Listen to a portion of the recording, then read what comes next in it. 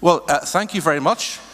And Minister Uriarte, Vice Minister Arevalo, ladies and gentlemen, it is a great pleasure to be here today to address you at this conference, or should I say encounter, and to later to sign a memorandum of understanding between our two governments, which I hope will lead to a long-standing relationship between our two regions. I would particularly like to thank Senior Jorge Arevalo, Vice Minister for Vocational Education and Training, for taking the time to come and visit Northern Ireland earlier on this year. As the President of Northern Ireland delegation from our further education colleges, and my involvement in today's proceedings is a result of your visit. International cooperation is a much talked about subject, but to make cooperation truly work, you need two willing and motivated partners.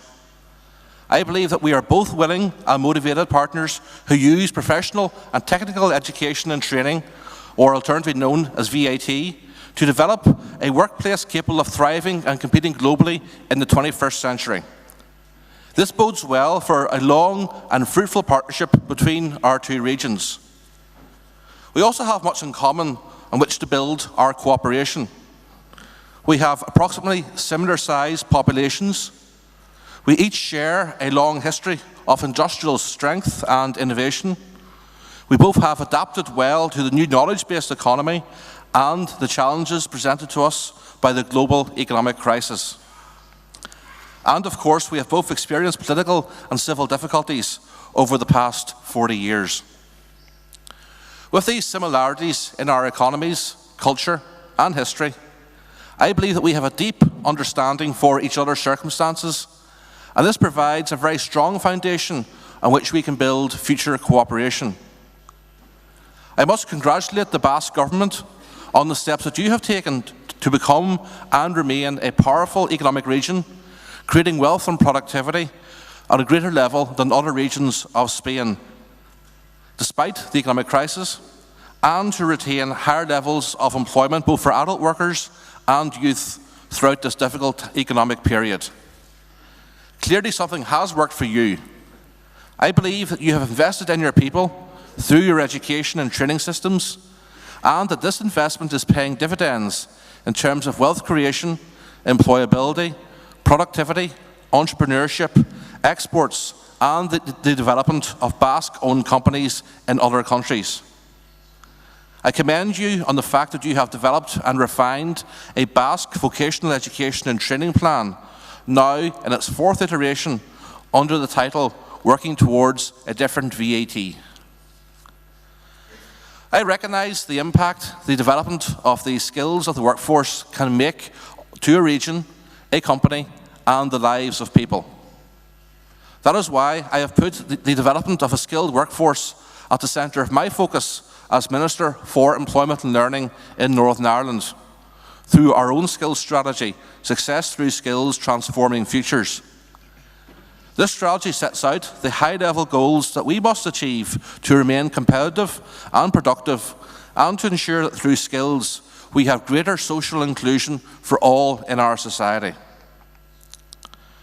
But let me explain further what I mean by my belief in the importance of skills by addressing the topic of today's conference: advanced manufacturing towards a different guidance and entrepreneurship of the future. Manufacturing has always been important to Northern Ireland. We once had the largest shipyard in the world, the largest rope works in the world, and weaving machines and tea drying machines made in Northern Ireland were used all over the globe. We have a strong reputation for manufacturing innovation, such as the heart defibrillator, invented by a heart surgeon from Lisburn in Northern Ireland, the ejector seat on jet fighters, invented by Sir James Martin, the vertical takeoff and landing plane by Short Brothers, and three-point linkage for tractors, which revolutionised agriculture all over the world, was invented by Sir Harry Ferguson. All of them were from Northern Ireland. Today, we have built on this heritage, and we are heavily reliant on advanced manufacturing to create jobs and wealth. The advanced manufacturing and engineering sector in Northern Ireland is worth approximately €21 billion and employs 80,000 people, 10% of our total workforce. The sector includes 125 companies involved in aero manufacturing and over 80 involved in the space industry. For example, 1/3 of business class airplane seats in service around the world are made in Northern Ireland. 1 in 5 of the world's computer drives make use of a part that's made in Derry or Londonderry. 1 in 3 of London buses are made in Ballymena. That's the new Boris bus for London transport. And 40% of the world's mobile stone crushing equipment is made in County Tyrone in Northern Ireland. In recognition of the importance of advanced manufacturing to the economy, I have designated it one of a number of priority skills sectors. I have established and I chair a group made up of employers, higher education, further education and other government departments, including those responsible for schools. In this way, and through one group, employers are able to articulate their skill needs for new entrants to the workforce and the needs of their existing workers. And the education and training providers are there to listen to them and to respond accordingly. For example, we have designed and have delivered a focused training intervention in computer numerically controlled machining for the aerospace sector. We've also made longer-term changes to the course curriculum by developing a new foundation degree in aeronautical engineering, which will commence in September this year. We've also established higher-level apprenticeships, leading to degree-level qualifications in engineering, aeronautical engineering, and renewable energy. We have incentivized engineering companies to provide long-term work placements for undergraduates. This is often the first time the company would have accessed the benefits of graduate-level labour. It also provides the undergraduate with work experience and a potential job prospect with their host company. We have worked to make the advanced manufacturing sector look attractive as a career. I led a group of 30 apprentices and school pupils to visit the Farnborough Air Show in England last July to see the opportunities of a career in aerospace technologies. We support Bombardier Aerospace to run an aerospace summer school where 30 school pupils were taught the basics of flight design and then took their first flight in a Bombardier-built plane. We've also brought engineering workshops into schools and involved over 1,000 pupils in the first 3 months of this year. In addition, I'm convinced that high-quality professional and technical training can support the creation of new jobs and build the skills of our workforce. Under my Assured Skills programme, we have been able to support our economic development agency, called Invest Northern Ireland, to promote over 4,500 new jobs with 19 foreign direct investment projects since 2011. This will bring an estimated additional €150 million per annum into salaries into the Northern Ireland economy. Through Assured Skills, we help to de-risk the investment of a company, foreign or local, into expanding with new jobs by assuring them that the skills that they need will be present when they commence their operations. We achieve this by company-focused pre-employment training delivered by the further education colleges. This has proved to be the real game changer in our economic development offer. And through the quality of their delivery, this has created a very positive perception of our colleges with the business sector, both at home and abroad.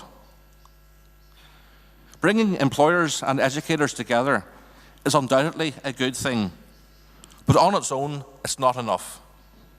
We must also invest in world-class teaching and training facilities, world-class teaching staff, and forward-thinking policies and programs to deliver a workforce fit for the jobs of tomorrow. This is why we continue to develop the further education sector in Northern Ireland, even in very difficult budgetary conditions.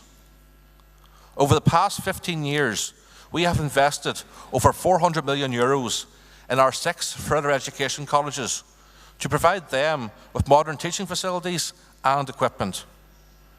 We have invested in the teaching faculty, and now all teaching staff must have relevant industrial experience and a teaching qualification within 2 years of joining a college.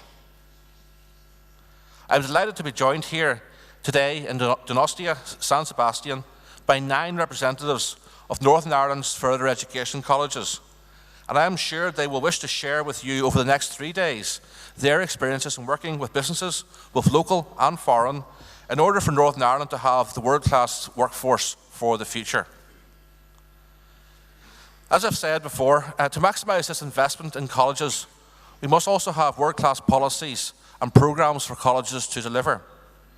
That is why in 2013, I instigated and led a review of our policy on apprenticeships. Over the space of a year, we have developed a new radical apprenticeship model, taking into account the very best international practice, and it will now be fully operational from September of 2016. The new apprenticeships will start at higher level 3 in terms of the UK, or 4 in terms of Europe, and continue to level 8, or what is the equivalent of doctoral level. This will only be for a new job or new job role, and the training period will be a minimum of 2 years. The curriculum will be determined by the employers in conjunction with curriculum experts from the college, and we will move to 1 internationally recognised qualification per job role across the whole region. Quality will be at the heart of the new programme. Work has already begun in developing these higher level apprenticeships. To date, we are piloting 7 higher level apprenticeship opportunities in 5 occupational areas covering professional services, ICT, engineering, accountancy and life sciences. In total, there are now over 120 higher level apprentices working with 46 different companies across Northern Ireland. Our department intends to take forward further higher level apprenticeships over the next 12 months, and I anticipate that approximately 400 new higher level apprenticeships will be available from September of this year in sectors including renewable energy and food and drink manufacturing. As apprenticeships in Northern Ireland is in effect a job with a formal training framework and a recognised qualification on completion. However, I know that not every young person has the opportunity for a job, especially in our current economic climate. And so I've also initiated and are leading a policy review on youth training.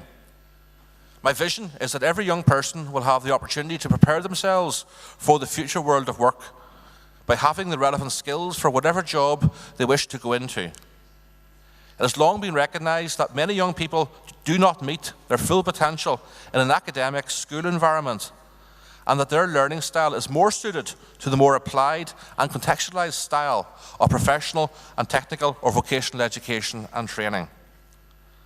This review has drawn on research of international best practice and engagement, and the findings have been subject to a public consultation. Responses to the consultation were very positive, and the fundamental proposal is the establishment of a new youth training system that would deliver a new baccalaureate-style award, including mathematics and English. All participants will have access to structured work-based learning, and the system will be open to all 16 to 24-year-olds requiring skill development at our level 2 in UK terms or European level 3, whether they are in employment, starting a new job, or currently not in employment. Crucially, as with the new system of apprenticeships, the intention is that the new training system will include employers in its design and delivery, will better match skills supply and demand, and provide a progression route for young people into the new apprenticeship programme, into mainstream further education, or into sustained employment. And finally, I'm in the process of developing a new strategy for the further education system in Northern Ireland. The colleges have seized the opportunity for change over the past 10 years by reducing in number to 6, but growing in size at the same time to over 150,000 enrolments annually, mainly in professional and technical subjects. Under the FE Means Business strategy, they have increasingly focused their curriculum, teaching, training and outreach activities to meet the needs of the Northern Ireland economy. Quality will be at the heart of the new strategy, And I want that focus to continue and to intensify. And I want to add to it the dimensions of the increasing use of technology in their operations, with increased emphasis on entrepreneurship and greater international connections. The latter two are of particular significance to my visit here today, as I know that the Basque VAT system places great emphasis on the integration of entrepreneurship training into all your courses, and that you have an enviable track record of business startup success from your VAT schools. I also know the importance that you place on encouraging young Basque students to conduct some of their study abroad, and there's a higher uptake from the Basque country for foreign study than any other part of Spain. My vision for the further education sector is that colleges will be built around excellent foundations to be recognised locally, regionally and internationally for the high quality and economically relevant education and training provision. They will be focused on achieving excellence in delivering skills needed for the global economy today and tomorrow. It is clear that they will be ambitious for their learners, for their region, and for the contribution they will make to improving the competitive basis of the Northern Ireland economy. In conclusion, the world of work in the future, and especially advanced manufacturing, is increasingly based upon technology. We need to ensure that the current and future workforce possess the thinking, technical and employability skills to make our companies and our economies competitive. Clearly, professional and technical education and training will have a major role in preparing the current workforce and young people for this new workplace. I believe both our countries are well placed for the challenges of the future. Technology is shrinking the world, and we should embrace the benefits of technology to share more together internationally to face up to those challenges. The international makeup of this audience today, with delegations from Taipei in Finland, Baden-Württemberg in Germany, Minnesota in the United States of America, and Northern Ireland, are testament to your international view of the world. We share your views on the importance of making international connections, and I hope that the delegation from Northern Ireland gets to meet you all and make some very tangible connections, not just with the Basque region, but also further afield. And I look forward to hearing about their progress when they return to Northern Ireland. Again, I want to thank the Basque Government for inviting me here to speak at today's encounter. Through the signing of the Memorandum of Understanding between our two governments, I look forward to developing a long and fruitful collaboration between the professional and technical systems of our two regions for the mutual benefit of our citizens, companies and our economies. Thank you very much.